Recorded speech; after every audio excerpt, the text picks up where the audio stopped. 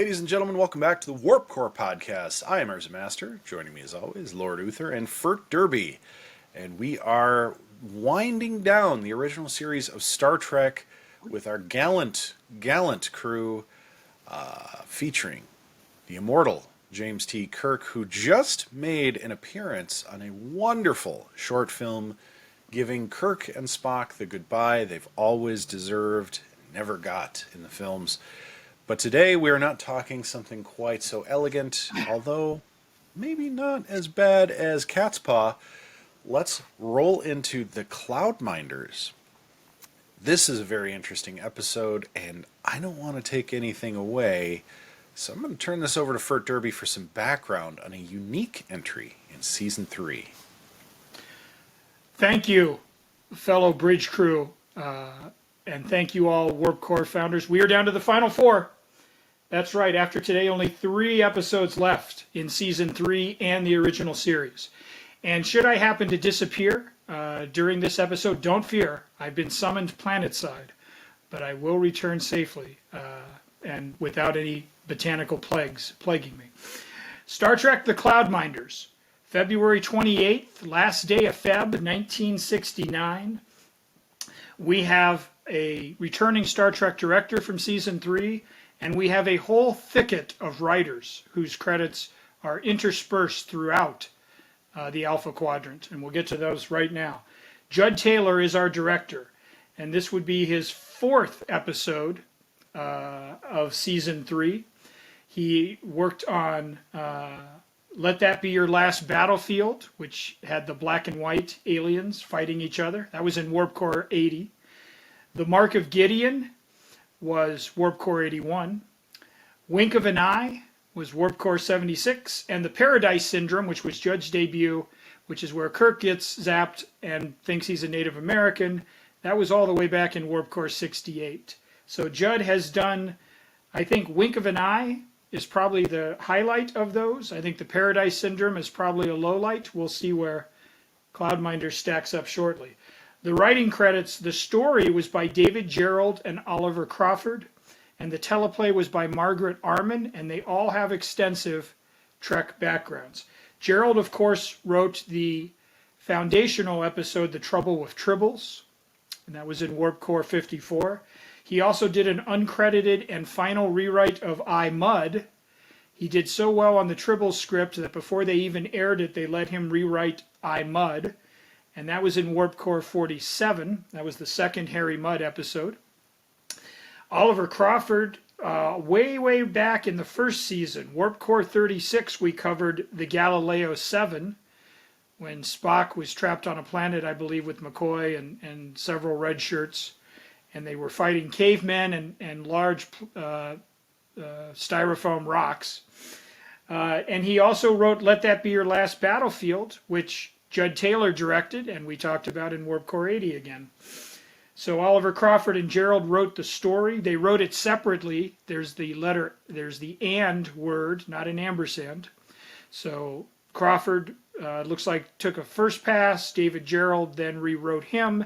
Then they were both rewritten extensively by Margaret Arman, who got the sole teleplay credit. Margaret, of course, made her debut inauspiciously with the Gamesters of Triskelion, which we covered in depth in Warp Core 55. And she also wrote the episode where Kirk gets zapped and thinks he's a Native American, the Paradise Syndrome, Warp Core 68. Again, Judd Taylor directing that one. So it was kind of a reunion, very tangled web of writing credits and directing. And it all led us to here, episode 76, I believe, of the original series, The Cloudminders. Also of note, one of the miners, the troglodytes, is none other than NFL legend Fred Williamson, a man who played his college football at Northwestern and then played for the 49ers, the Pittsburgh Steelers, the then Oakland Raiders, and the Kansas City Chiefs during his career. And once he transitioned out of football, he found work in Hollywood. He was the title character in the blaxploitation series Black Caesar. He did, and what a better place to find work than on Star Trek. I mean, right, Urza? Yeah.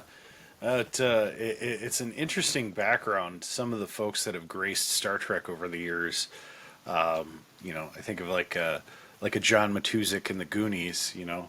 NFL sci-fi crossovers seem to happen all the time. What an interesting episode! It seems so routine. We need materials to make a cure for some alien planet, and your planet happens to have it, and oh, oops, we've stumbled upon a societal mess. Especially this one where it's such an odd divide. Like the idea that a society would be divided by educational lines feels very apropos even today. And certainly at the time, in the Vietnam era, I think of what that really was talking about, right? These sort of folks who are being sent off to be shot at, go through all the dangerous stuff so the people grabbing up an education back home can live these quote unquote lives of comfort and resplendence. And then eventually, the tide shift, the fight comes home kind of thing. Just an odd insight into society, and it's so timely, despite the fact that this episode is close to 50 years old. You know what I'm saying? Like that. That was. I've been waiting all of this season to see an episode like that where it felt like we were talking about, today, but clearly, this was years ago, and it's like, wow, this is surprisingly applicable. And that I think is one of the odd things about this closing season of Trek, because we're not getting the best foot forward to say it probably mildly. But this was a surprise. It was better than I had expected, even though the premise itself was a little bit contrived. It felt very like, we're just going to grab some story elements that have worked before and sort of blend them up and hope something good comes out of it. But it actually worked pretty good, and they've duplicated this in subsequent tracks, right? We see this in Next Generation with the Romulans, and when Geordi gets stranded on that planet, there's sort of that divide between Romulan and Federation, and not exactly the same tense as we have here, but it's the same idea. And they, of course, play this up in Deep Space Nine. It comes across in Voyager with the Kazon. That idea of a societal divide based on, a social strata that's totally arbitrary. And in this case, it's just a completely natural phenomenon. I will say the one thing that, and I don't know if this is, I should say, I know that this is a modern lens, but it was really jarring to keep hearing over and over that this whole subsect of society was being mentally retarded by this gas, and that was the reason for the divide in the society here between the troglodyte and those above ground. And it was just obviously that terminology is correct. It is literally correct for what is being, or I should say, what is occurring with these people. They are having a medical issue that is literally like a flame retardant, retarding their brain's development. But the idea and the nomenclature, it's kind of jarring today, because we don't use those terms really anymore, regardless of whether or not they're applicable, because of the connotations and kind of the unfortunate misuse of that over the years that has hurt so many people. But to hear it used of the era, and this was definitely the era where it was flagrantly used, not necessarily, as a term of demeaning someone all the time, but even when you hear that used in a normal, completely benign sense, it's just odd to a modern sensitivity. So I was wondering, what did you guys feel about that? Because that's not something you hear on television anymore, at all. I think I think the use of it in the episode is appropriate in the sense of as you're describing it. I wish that had almost been even more foregrounded rather than spending endless time up in Stratos talking like, oh, we're so highfalutin and let's talk intellect. And because I think in the final act of the show, when the gas starts to affect Kirk and he's becoming wild-eyed and almost dangerous, I'd love to have seen that pushed forward earlier in the episode. I would have loved the idea of basically Kirk becomes Jack the Ripper down in the caverns, but to prove his point, right? Like he's willing to make that leap, that sacrifice to say, look, guys, the status quo is no more. So I guess my big note on the episode is what a great solution to what seems to be an intractable problem. Let's show the effects of this gas and so forth, and have them come to the realization, oh, look, he was a charming, witty, urbane captain when he beamed down, but now he's a frenzied, feral, he's gonna like a honey badger. He's gonna tear out our throats. I mean, that could have been cool. Like I mean, again, Sunday morning quarterbacking here, but that's something I think could have improved this episode even more. Is not wait for the last minute, give us a 2-minute thing and then like, oh, thank God we have masks. So. Yeah, speaking of waiting for the last minute and maybe not quite getting there, Lord Uther, tell us about your feelings on this conclusion. Seems like something a Chicago person would have some insight on. Is waiting until the absolute last minute, maybe not quite hitting the mark you want to hit. Time out.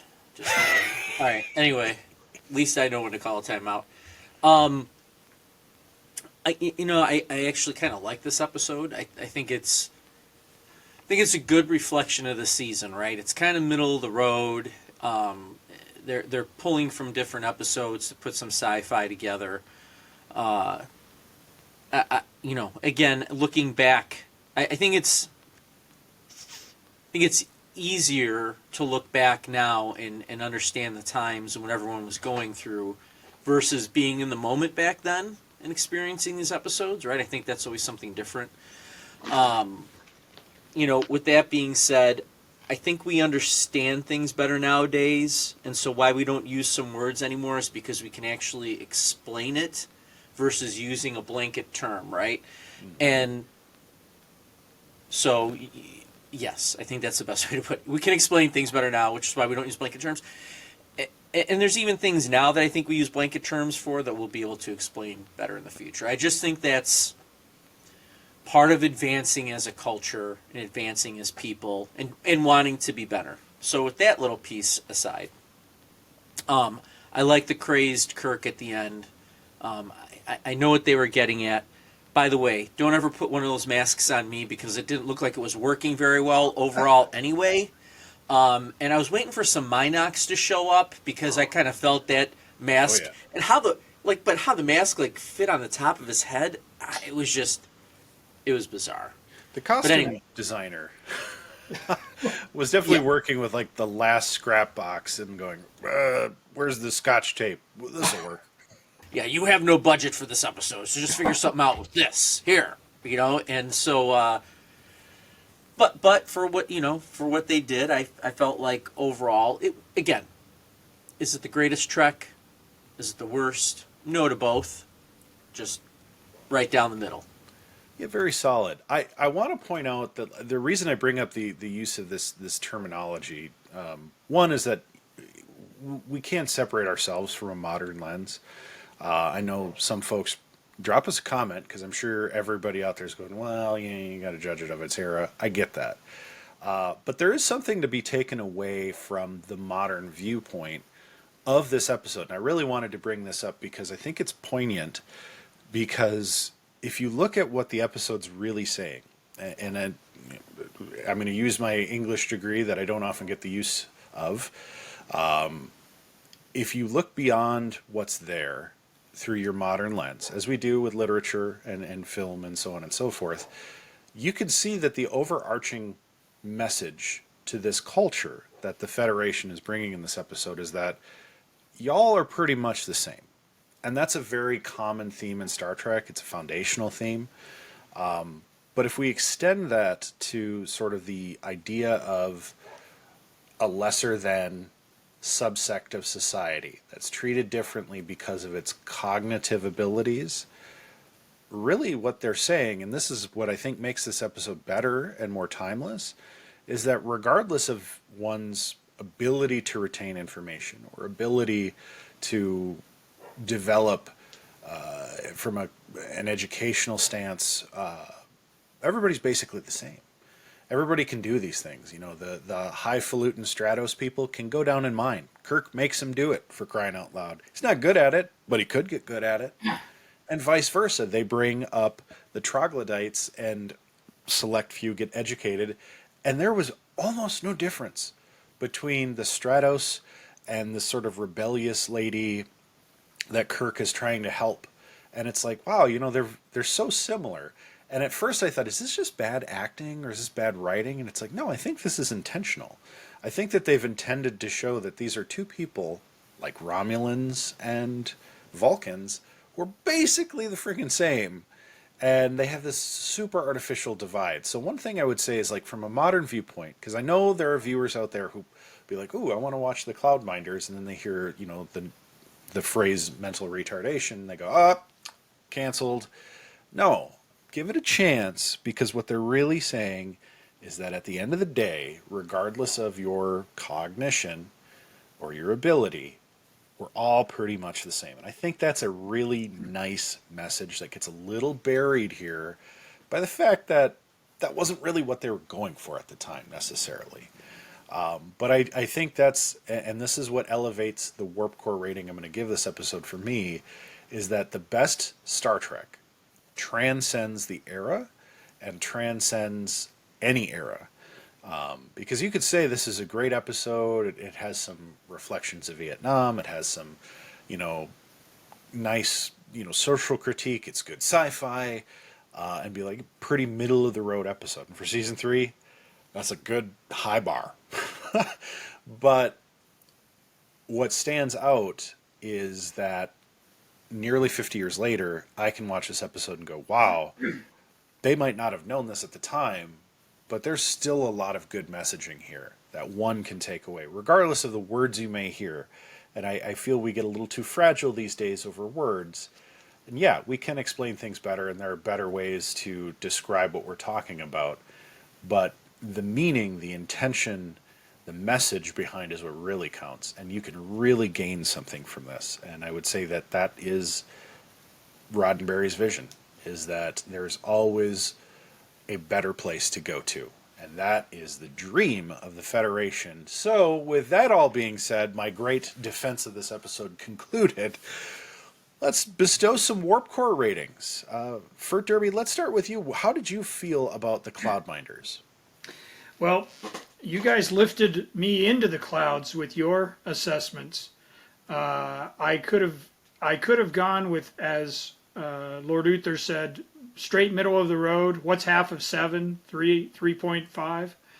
But I'm going to fall on the 4 side of this one. I'm going to say it's still middle of the road, but it's trending upwards more than trending downwards. You guys have convinced me that there's enough in there. Obviously, we're talking about, you know, social strata and class and so forth. Obviously, this was also a reflection of the civil rights movement at the time. Some of the arguments being made that, you know, other people in society just would never get it. They just weren't intelligent enough to be able to, you know, succeed here.